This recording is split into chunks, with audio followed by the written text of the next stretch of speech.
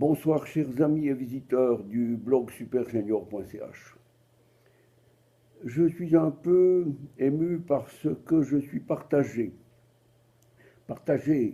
entre le rôle de papa, de grand-papa et d'arrière-grand-père et celui qu'on devrait avoir lorsqu'on est plus sévère. Eh bien, vous avez appris cet après-midi que des enfants de djihadistes français, je dirais doubles nationaux, quelque chose est français, ont atterri à l'aéroport de Villacoublay, précise le Parisien cet après-midi. Parmi ces enfants, ils sont âgés de 2 à 12 ans et seule une maman qui est prisonnière des Kurdes en Syrie a donné son autorisation. Les autres rapatriés sont orphelins. Ce qui me frappe, c'est qu'on dit que là-dedans, il y a la fille et le fils de Yassine Sakam, originaire de Lunel. À ce que je sache, il n'y a pas de gens originaires de Lunel qui s'appellent Yassine Sakam ou des noms comme ça. Ce sont des gens qui ont acquis ou qui ont reçu la nationalité française parce qu'ils habitaient Lunel venant d'un pays du Maghreb probablement. Eh bien, le Parisien aurait dû préciser la première nationalité de ces gens qui ont quitté la France. Ils ont renié la France, ils sont allés combattre en Syrie.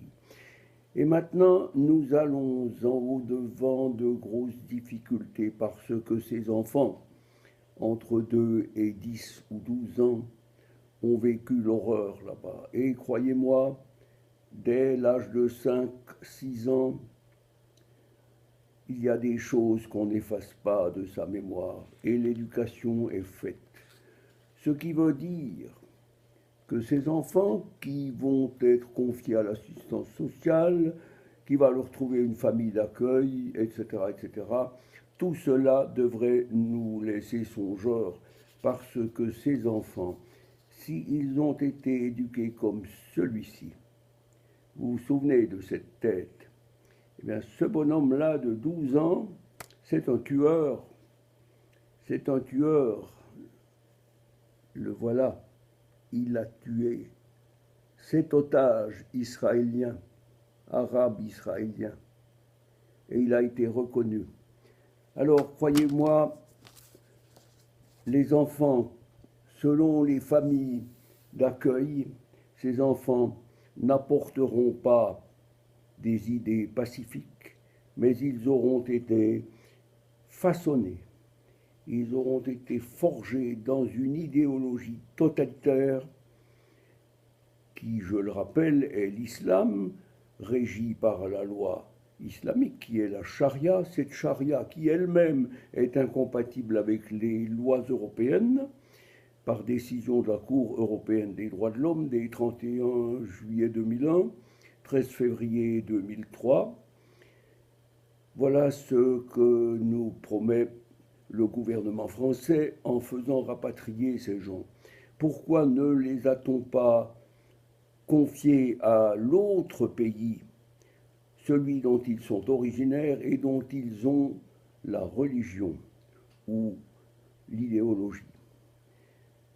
Je vous demande de réfléchir à tout ce qui va arriver, parce que dès aujourd'hui, on peut penser que d'autres actions de ce genre seront faites, et je crains fort que le gouvernement français ne marchande la peine de mort des djihadistes étrangers français condamnés à mort, qu'il ne la brade contre une caution que l'on évalue entre 1 et 2 millions de dollars.